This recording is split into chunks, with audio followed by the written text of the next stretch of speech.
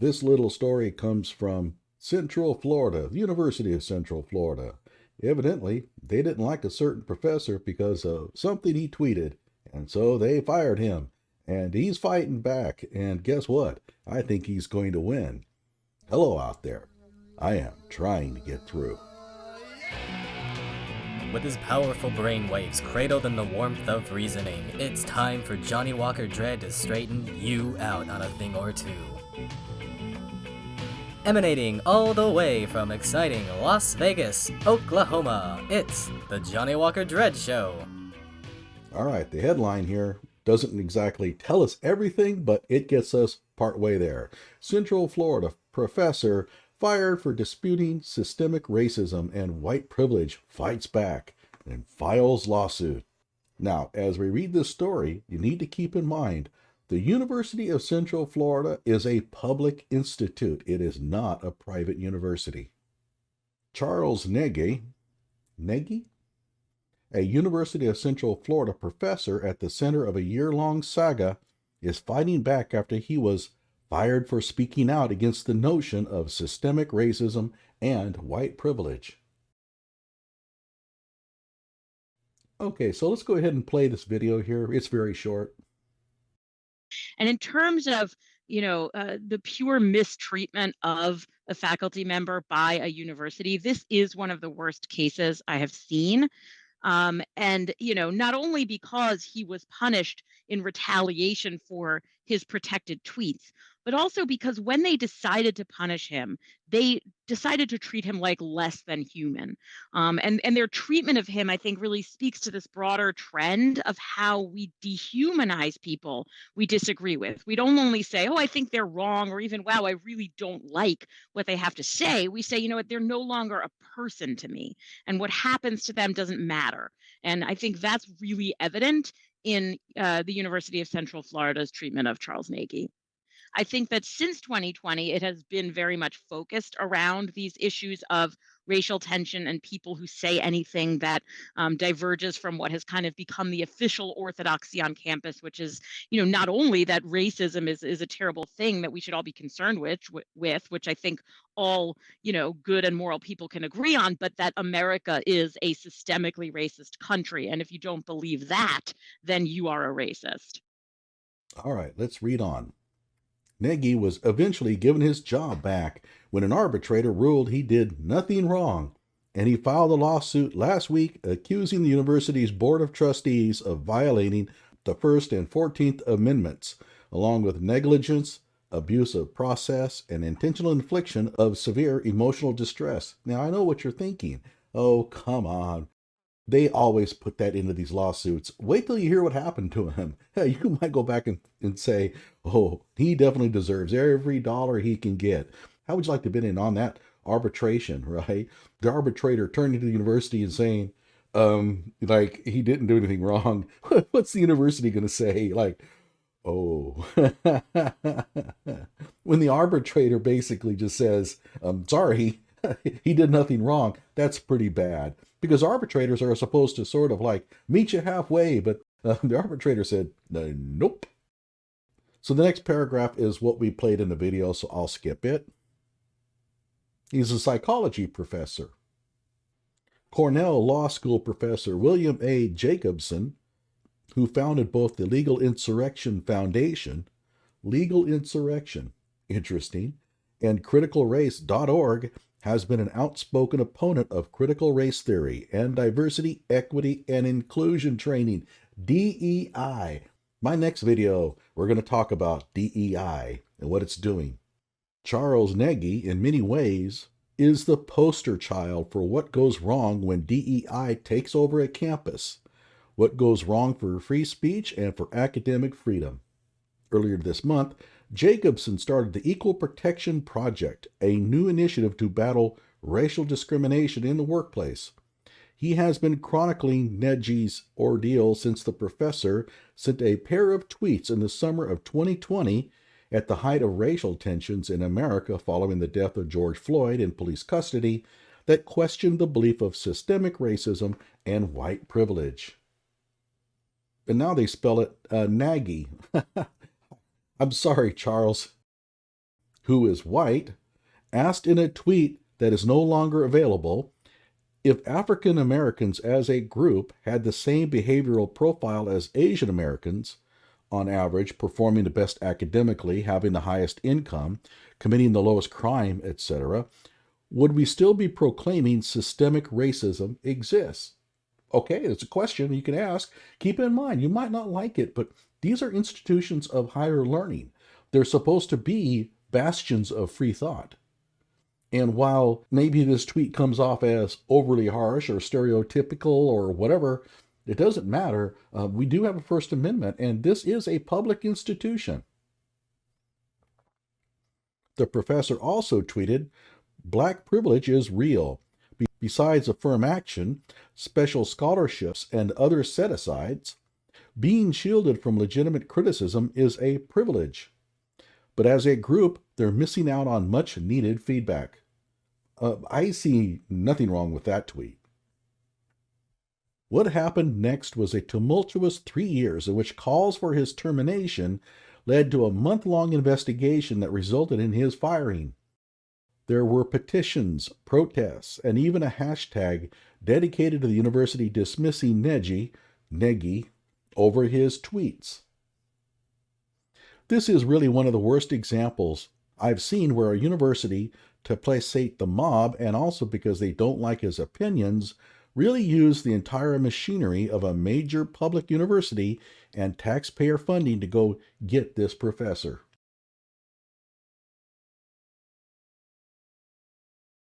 He filed a union grievance and went to arbitration, and lo and behold, the arbitrator cleared him, found he did nothing wrong, found the university was in the wrong, and had no good cause to fire him, no legal cause to fire him, and ordered him reinstated. Wow, that's a pretty big slam. UCF maintained that Negy's firing was not because of his tweet. Oh no, it wasn't because of his tweet. Instead, claiming he was fired because of student complaints and creating a hostile working environment. When's the last time that a professor was ever fired because of student complaints? Give me a break. They went through his evaluations and they probably found a few students that didn't like his teaching. No professor is going to get fired for something like that. Yeah, maybe an adjunct professor might not get rehired for the next semester, but you're not firing a professor because of student evaluations. This is what we call lying. The university here is lying. And as far as creating a hostile working environment, I'm wondering if they're calling those tweets part of that, in which case that is really disingenuous. On Thursday, Negy took steps to hold the school accountable when he filed a lawsuit in federal court in the Middle District of Florida. In the name of a crusade to be actively anti-racist, as defendant Alexander Cartwright announced on June 2, 2020, the University of Central Florida harassed and retaliated against Professor Charles Negy because he dared to publicly express viewpoints out of step with the prevailing campus orthodoxy on anti-racism. Now keep in mind, the whole point of tenure, I thought, was to protect professors for publishing and expressing contrary views, controversial views. Well, that's actually not the purpose of tenure. Okay, I've said it before, tenure was created as a perk because after World War II, we had too many students and not enough professors, the GI Bill. And so they created this tenure as a perk to attract people back to the teaching profession. It was never about protecting controversial views. The professors think so. No, go back and look at the history of it. Okay, so here is William Jacobson talking about this. Well, after George Floyd's death, as we know, there were riots and protests all around the country, but there was also a purge in academia at many universities, and it hit a lot of people. It almost hit me, but it hit somebody named Charles Negy, who is a psychology professor. Negy, okay, sorry, Charles. the University of Central Florida. And it hit him in one of the most disgusting cases that I've seen. And we've covered dozens, if not hundreds, of these cases at Legal Insurrection. And what happened was he tweeted that he disputed that there was systemic racism that negatively affected Blacks. And he also tweeted that, in fact, because of affirmative action and other things, there actually was a Black privilege, because at the time everybody was talking about white privilege. Now, Okay, now you might say, well, he's wrong. That's okay. He can be wrong. All right? People have the right to be wrong. You don't fire people just because they express opinions that you think are wrong. Not at public institutions. At a private university, yeah, you could probably get away with something like this. you can agree with him or you can disagree with him, but he'd been at UCF for 22 years, extremely highly rated. Okay, 22 years, he's tenured, which means he has a lot of protections. And I'll tell you right now, the university doesn't stand a prayer. Extremely popular, and in a uniquely June 2020 phenomenon, the mob descended on him. There was a change.org petition, I think signed by 15,000 people to get him fired. I'll have to read that. Of course, those petitions are typically written by middle schoolers or people who have middle school critical thinking skills. There was a Twitter campaign. There were protests outside his house, which is really unprecedented act of intimidation. And even the president of the university participated in the protests against him. That's really bad. And that's going to sink the university more than anything else. The university is not going to be able to claim that this was just the acts of certain agents in certain departments. That's the university president. I've never seen that anywhere. And because of that pressure, the university had a problem because his tweets were constitutionally protected. University of Central Florida is a public institution. It's bound by the First Amendment without question, and they couldn't punish him for what he said on Twitter. So they launched a campaign, they suspended him, and they launched a campaign to drum up complaints about him. And this is something I've seen before, but never so egregiously. All right, so let's go ahead and continue. Forbidden by the First Amendment to explicitly fire him for his tweets, UCF administrators publicly solicited people to come forward with complaints of discrimination and harassment against Professor Negy, and then launched a malicious pretextual investigation into every aspect of his 22-year career at the university, and they are going down for that one. I mean, soliciting complaints? Oh, that's a big no-no. I mean, that is harassment 101. The complaint stated that Negy was interrogated for 9 hours as part of the school's probe, and the professor was barraged with hundreds of allegations by a senior university administrator, a single person. The interrogation at a university. Oh, man. Which included wide-ranging allegations, many of which bordered on the absurd, made clear that UCF was not merely investigating Negy for alleged harassment and discrimination, but rather was looking for any information it could use to get rid of a faculty member who had become politically inconvenient to the university administration. All right. This is the mob. This is how it works. And I'm telling you, we saw this with Kyle Rittenhouse running and those people chasing after him. This is the same thing. I mean, they see somebody on the run, and so they join in because they want to be a part of the action.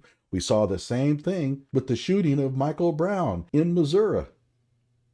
Okay, same thing. People coming out of the woodwork saying things like, yeah, he had his hands up. They're doing that because they want to be a part of the mob. The complaint, said Negy, who was fired in January 2021, did not receive 6 months' notice of termination after an inapplicable exception, wow, that was hard, to the collective bargaining agreement was triggered. Okay, so what this means is that he has a union contract, essentially, a collective bargaining agreement that requires at least 6 months notice of termination, and they found a loophole so that they could fire him immediately. As a result of this sudden loss of income, Negy, who is the sole caretaker of his mentally and physically disabled brother, was forced to sell his home and move in with a relative. Okay, so this is serious. In May 2022, an arbitrator ordered the university to reinstate Negy with back pay and benefits, finding he was terminated without just cause. All right, now, however, the award cannot compensate Negy for his massive loss he incurred on the sale of his home, for the out-of-pocket medical expenses he faced after UCF's destruction of his life led him to be diagnosed with anxiety and depression. Okay, wow. Or for the severe emotional distress he suffered for nearly 2 years at the hands of UCF administrators who, because they disliked his political views, treated him as less than human. Now, I'm going to ask this. How in the hell can a campus full of PhDs not realize that they were getting themselves into a lot of trouble here? This is what happens when you lose track of the process. He's tweeted a couple of messages. You look at those, and the question now becomes, can we take action on this? No? Okay, you move on. That's it. You move on. That's what you call plain it smart. But a whole campus full of PhDs couldn't figure that out. He's alleging that he went through almost 2 years of extreme pain and suffering, extreme hardship that cannot be restored merely by giving him his job back with back pay.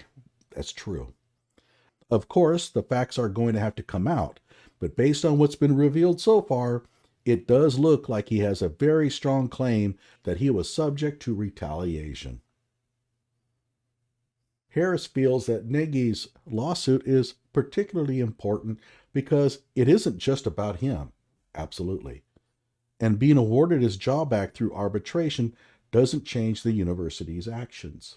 I think that since 2020, it has been very much focused around these issues of racial tension and people who say anything that diverges from what has been kind of become the official orthodoxy on campus. Keep in mind, these are universities, institutes of higher education. They're not supposed to be doing these things. Okay, so I'll skip down a little. Part of what he's asking the court to do is to issue injunctive relief, declaring that this was a violation of his First Amendment rights. These type of lawsuits have a nationwide effect. All right, so here's what's happening. We're getting a lot of DEI departments cropping up all over the country, diversity, equity, and inclusion. And their main job is to do what? Can anybody tell me what they do? Okay, I'll tell you what they do. They hire. DEI is essentially welfare for those that got blow-off degrees. That's it. People who are getting degrees in certain studies, Hispanic studies or whatever, nobody will hire them. So they have to have jobs. So this is how they do it. They create these departments and they just hire lots and lots of people. My next video will go to Stanford, where they're hiring a lot of people. So the DEI department at the University of Central Florida basically led a whole new movement that is now going to get the University of Central Florida sued for a lot of money. He's getting millions. And guess who's going to pay for that? It's going to come out of the students' tuition. So the DEI department, not only do they spend a ton of money on hiring people, because it's not just a department, you're going to have a vice president of DEI, and under that vice president, you'll have probably an associate vice president and then a manager and probably a good crew of 10, 20 people. So it's expensive. And not only are you dumping your money on this department, but they're turning around and getting your university sued. Great idea. Like my video, subscribe to my channel, stay tuned when I turn my guns towards Stanford.